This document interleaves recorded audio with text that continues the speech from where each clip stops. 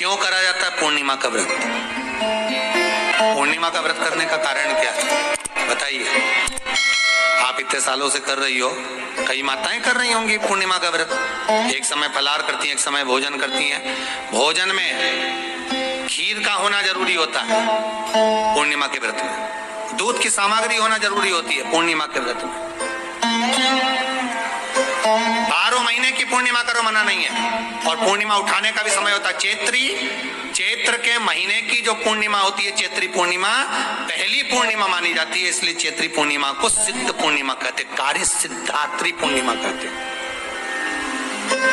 सिद्ध करने। मनोरथी पूर्णिमा कहते, मनोरथी पूर्णिमा। इसलिए पूर्णिमा का व्रत कहां से उठाया जाता है?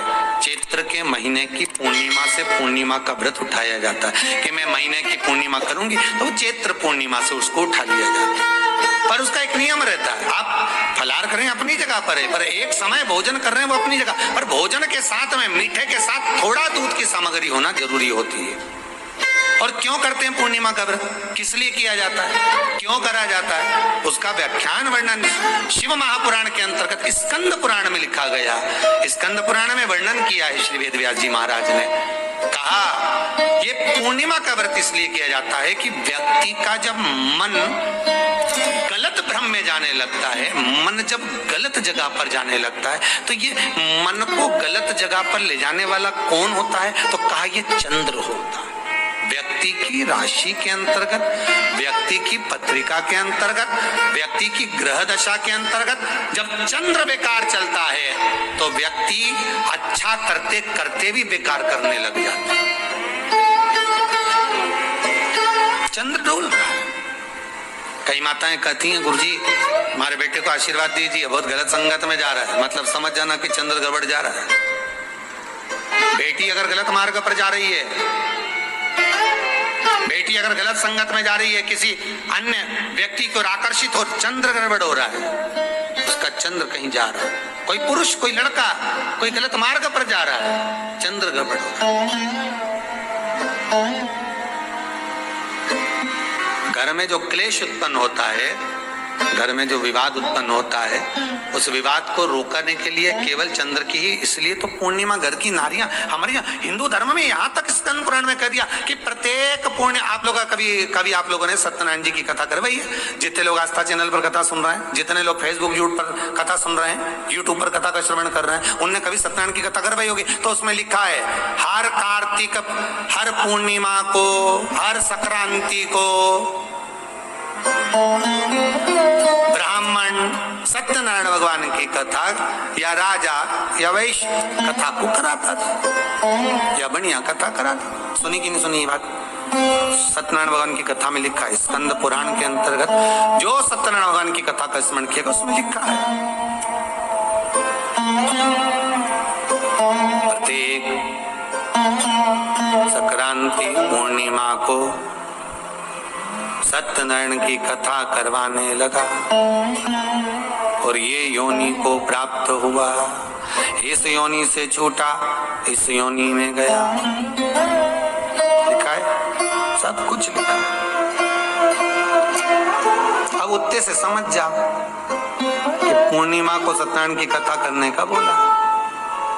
तो पूर्णिमा को सत्यनारायण की कथा का क्यों बोला? वैसे तो रोज कराओ सत्यनारायण जी की कथा, प्रतिदिन कराओ, मना नहीं है। आप क्या कोई विशेष फंक्शन है आप सत्यनारायण जी की कथा करवा, पर पूर्णिमा संक्रांति को और संक्रांति को पूर्णिमा को सत्यनारायण की कथा का स्मरण क्यों करवाया गया? क्योंकि पूर्णिमा के दिन अगर ये भगवान का व्रत रख लेगी, पूर्णिमा के दिन अगर ये खीर का प्रसाद बना लेगी, थोड़ा सा दूध की कोई सामग्री बना लेगी और भगवान को भोग लगा देगी, भले सत्यनारायण भगवान के भाव से बनाए, भले सत्यनारायण जी के निमित्तार्थ बना, पर अगर इसने सत्यनारायण भगवान के निमित्त से बना, पर पूर्णिमा के दिन अगर ये व्रत रखेगी, उपवास रखेगी या कोई सामग्री बनाकर भगवान की पूजन कर लेगी, तो इसके घर में जो अशांति है वो शांति में बदल जाएगी। इसलिए कई घरों में आज भी सत्यनारायण भगवान की पूजन हर पूर्णिमा को करती है। माता किताब लेके बैठ जाती है, तुरंत उन्हें ऑफिस जाना, कहीं काम पे जाना, और तुरंत उसने जल्दी कलश रखा, कलश नहीं भी रखे तो भगवान की पूजन कर के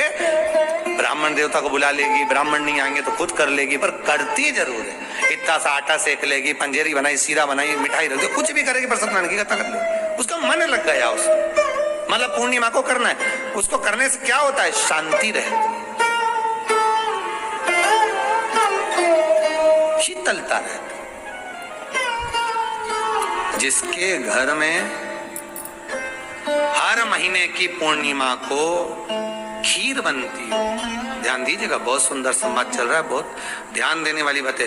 प्रत्येक महीने की पूर्णिमा को जिसके घर में दूध की सामग्री बनती हो, दूध की सामग्री तैयार होती हो, खीर प्रसाद तैयार होता हो, उसके घर में कभी क्लेश नहीं हो सकता। चाहे सास बहू एक दूसरे के सामने वो कहे ना, वो सांप और नेवले की लड़ाई क्यों ना, फिर भी शांति हो जाती है। पर प्रत्येक महीने की पूर्णिमा होना चाहिए। ये नहीं कि तुमने एक महीने की पूर्णिमा पे बना लिया और दूसरे महीने की पूर्णिमा को गायब कर दिया। फिर किसी ने कह दिया आज चूरमा तो बन रहा है, दाल बाटी तो बन रही है चूरमे के साथ में, लड्डू बन रहे हैं, तो काहे को खीर बना रही हो? तो तुमने अब वो खीर प्रसाद। महापुराण की कथा कहती है महाराज, पूर्णिमा का जो चंद्र है वो विशाल का है, और उस चंद्र की पूर्णता में हमारी अभिलाषाएं भी पूर्ण हो। आप आस्था चैनल के माध्यम से जितने लोग कथा सुन रहे हैं, फेसबुक यूट्यूब पर जितने कथा सुन रहे हैं, और कुबेरेश्वर धाम में जितने कथा सुन रहे हैं, आप में से कितने लोग हैं जो पूर्णिमा का व्रत करते हैं? जो माताएं करती हो जरा हाथ उठाइए। पूर्णिमा का व्रत जो करते हो ना आप लोग, रखिए। अब पूर्णिमा के व्रत में आपने कई बार किताब पढ़ी होगी पूर्णिमा की, या आपने व्रत किया होगा, या पूर्णिमा का व्रत आप धारण करे होगे, तो उसमें पूजन कौन से भगवान की होती है? पूर्णिमा के व्रत में किस भगवान की पूजन होती है? तो कहा पूर्णिमा के व्रत में केले के खंभ लगाकर पूर्णिमा का जो अध्यापन होता है, पूर्णिमा की जो पूजन होती है, उस पूजन में शंकर और पार्वती की पूजन की जाती है, शिव और नारायण की पूजन करी जाती है, शंकर और पार्वती का स्मरण किया। किसकी पूजन होती है? शिव पार्वती।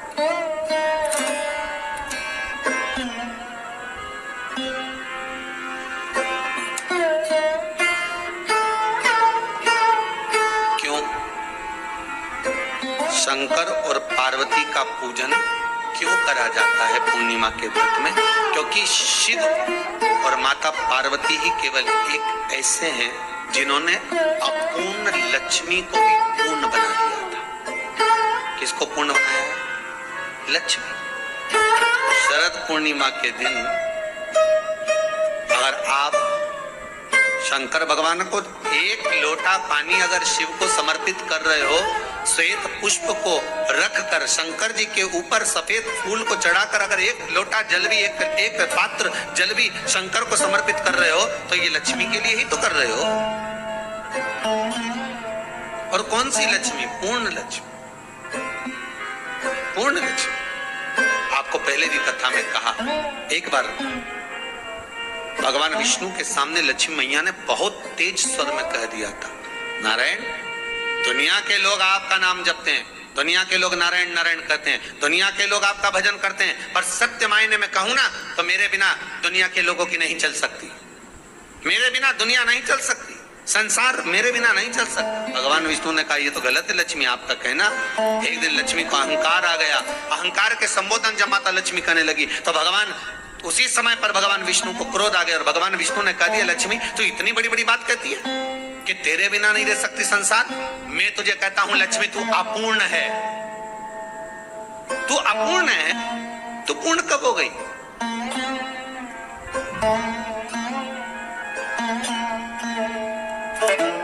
तेरी पूर्णता कहां हो गई? लक्ष्मी की आंख से आंसू बहने लगे। आज आपने मुझे अपूर्ण कहा, आपको मालूम है आप मुझे अपूर्ण कर रहे हो? आपको ये ज्ञात हो रहा है आप मुझे अपूर्ण कर रहे हो? भगवान कहते हैं हाँ लक्ष्मी मैंने तुझे अपूर्ण कहा। अपूर्णता का मतलब आप जानते हो ना?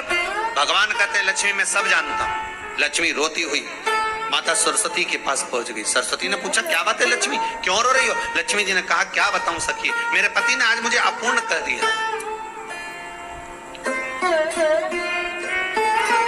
रही है तू? अपूर्ण अगर कह दिया, पति ने ही तो कहा है ना, तो क्यों रोना? चल मेरे साथ। और सरस्वती मैया माता लक्ष्मी को लेकर सीधे पहुंच गई माता पार्वती के यहाँ जब पहुंचे, माता पार्वती ने लक्ष्मी जी को देखा और सरस्वती को देखा तो पूछा कि बात क्या है, क्या हो गया ऐसा, क्या हुआ, क्या है ऐसा जो तुम दोनों आज मेरे पास में आई? क्या हुआ? पार्वती जी कुछ बोलती, शिव जी का ध्यान माता सरस्वती की ओर और लक्ष्मी की ओर गया और भगवान शंकर जान गए कि आज भगवान नारायण ने लक्ष्मी जी को अपूर्ण कहा है। अब देखें माता पार्वती क्या कर सकती है, इसको पूर्ण बनाने के लिए करेगी क्या? क्या हुआ? माता सरस्वती जी वही लक्ष्मी को अपूर्ण कर दिया, अपूर्ण कर दिया। हाँ, तो क्या सोचना उसके लिए, इसको मैं अभी पूर्ण बना देती हूँ। माता जगत जननी पार्वती ने गोदी में विराजमान गणेश जी को उठाया और उठाकर लक्ष्मी जी की गोद में दे दिया। ले लक्ष्मी, आज से तू पूर्ण हो गई। लक्ष्मी, आज से तू पूर्ण। गोदी में जब तक संतान नहीं है तो नारी को लोग अपूर्ण समझते हैं, पर माता पार्वती जी ने संपूर्ण ब्रह्मांड में एक सिद्धता प्रदान कर दी कि अपने गोदी के लाल को, अपने गोदी के पुत्र को माता ने लक्ष्मी की गोद में देकर लक्ष्मी को पूर्ण बनाया। वो दिन कौन सा था? यही शरद पूर्णिमा का दिन था। कौन सा दिन? आज पकड़ लिया। यही शरद पूर्णिमा का दिन था। शरद पूर्णिमा का दिन लक्ष्मी को पूर्ण करने का दिन।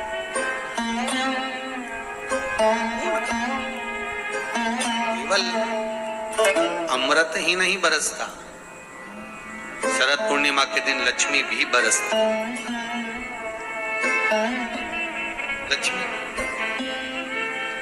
पूर्णिमा के कितने व्रत होते हैं? बोलते जाओ, जरा जल्दी जल्दी बोलो। पूर्णिमा के नारियों को, स्त्रियों को अखंड सौभाग्य के लिए, जो नारी वैधव्य नहीं होना चाहती है उस नारी को पूर्णिमा के कितने व्रत करना चाहिए? जिस नारी के यहाँ संतान नहीं हो, भगवान कृष्ण ने माता यशोदा को द्वापर में भी बताया है कि पूर्णिमा के 32 व्रत होते हैं। कितने व्रत होते हैं? 32।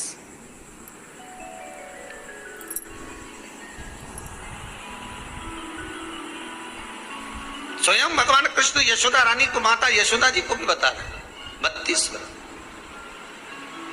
अब आपको किसी ने बता दिया होगा कि 8 कर लो, 7 कर लो, 6 कर लो, 12 कर लो, इसलिए आपने बोला कि 12 कर लीजिए, 32 कर लीजिए। अरे यहाँ तो द्वापर की कथा भी कहती है। यशोदा जी ने एक बार भगवान कृष्ण को रोक कर कह दिया, ए कन्हैया रुको। कन्हैया बोले, बोलो माँ क्या बात है? कन्हैया जरा रुकिए, इधर आओ जरा। भगवान कृष्ण आए। हाँ माँ बोलिए।